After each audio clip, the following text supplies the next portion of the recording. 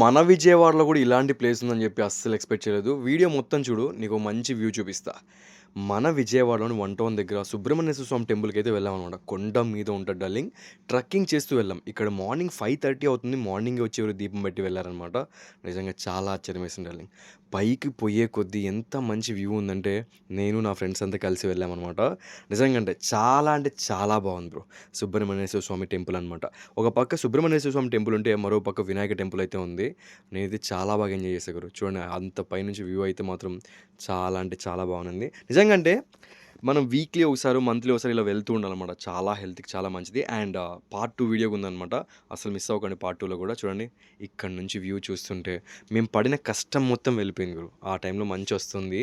నిజంగా అంటే చూడ్డానికి ఎంత బాగా అనిపించిందంటే నాకైతే అంత బాగా అనిపించిందనమాట. మీరు ఇలాంటి వీడియోస్ కోసం మరిన్ని కావాలనుకుంటే నా పేజ్‌ని ఇప్పుడే ఫాలో అయిపోయేసి నెక్స్ట్ వీడియో కోసం వెయిట్ చేయండి.